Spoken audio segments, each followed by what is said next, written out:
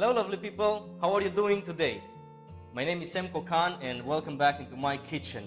Now I'm going to teach you how to make delicious baked potato and parsnip soup that will warm you up, keep you nice and cozy. First, what you need to do is take the potatoes, take the parsnips and wash them really well. Preheat the oven to 420 degrees and put them there for 1.5 hours. Be careful, it's hot. Put a nice, beautiful red pot on the stove. Not necessarily red, but you know, it's beautiful. And take, let's say, half of this butter, 50 or 60 grams of butter. Just put it in to melt it. You just need a whole medium onion. Chop the onion.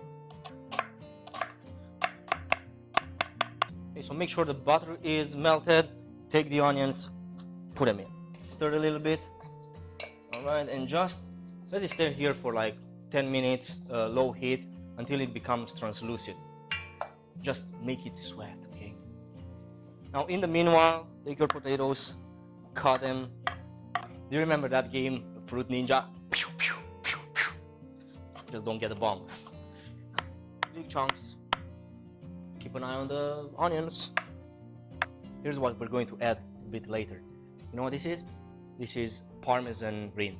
You know, after you grate it on pasta, spaghettis, and all kind of salads and soups, whatever you shave it on, you're just going to end with some useless Rind. This is just hardened cheese, right? Basically, you throw it away. Don't. And we're going to use it to flavor the soup. Just add the potatoes in, add the parsnip in, all right? Take the Parmesan rinds. Now, just give it a quick stir and cook it like this for 5 minutes. Low heat, all right? Don't go high heat or you're going to burn everything. And now, add a good amount of chicken broth. I added around 6 cups. Keep a little bit for later. Maybe you want to thin it out after you whiz it. All right, so give it a good stir. Bring it to a boil and let it simmer at low heat for 30 minutes. All right, while this is boiling, let's work on the accents. The accents are something that completes the dish, that lifts the dish, adds color, and also a different complementary flavor. Something that's going to complete, to change the flavor, and to bring it up amazingly. I will take some home-cured bacon that I did with my father-in-law. This is smoked with cherry wood, actually. Cut the bacon into lardons, finger-shaped bits, and add them into a pan. Fry them until the fat is melted away and the bacon becomes crispy and brown. Then transfer the lardons onto a paper towel to dry and save them for later. Alright guys, so the lardons are done. Now we're going to make some sweet, fragrant chili oil. We're going to use some dried chili. Look how this sounds. Right, some oregano, and we're going to need some olive oil, smoked paprika for just a little bit of a smoky touch, and this is going to color the oil a bit more red. Chop the oregano and the dried chili very fine. Then add them into low heat heated oil. Make sure you don't burn the oil. Add 1 teaspoon of sugar and dissolve. Then take the pan off the fire and add 1 heaped teaspoon of smoked paprika.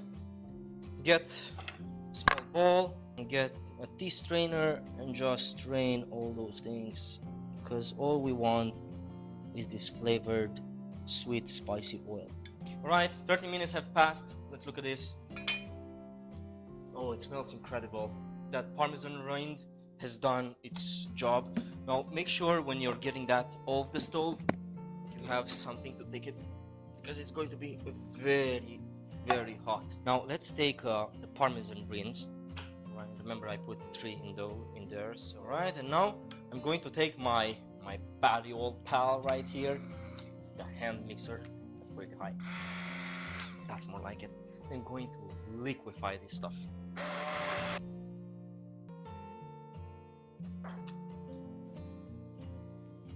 A good cup of sour cream. Put it in. Take your friend a wooden spoon and just stir. The smell is incredible. For such a simple recipe, The smell, it's incredible. I promise you that this is going to be so good for you during these winter months that are coming and this dark fall that's upon us. I feel like this is something like Lord of the Rings type of food. You know that they serve probably at the prancing pony. Which ones of you guys are fans of Lord of the Rings? Look at this beautiful mini pot. Look how beautiful. Oh, the parsnip gives it such a sweet smell. Do you know that some things can smell sweet? This is very savory stuff.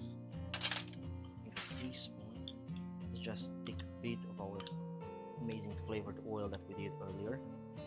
Just a little bit and just drizzle it around. I have a bit of Stilton Blue cheese. It's coming from England. Oh, this is one of the best blue cheeses I ever smelled in my life. Just crumble a little bit in there. Alright, let's take a little bit of the lardons. Let's just put them all in. A little bit of oregano. And just a bit of parsley, not too much, just a bit here. Voila. And now, moment of truth. Let's taste this amazing stuff. Take a little bit of blue cheese, the fragrant oil, a little bit of oregano. Oh.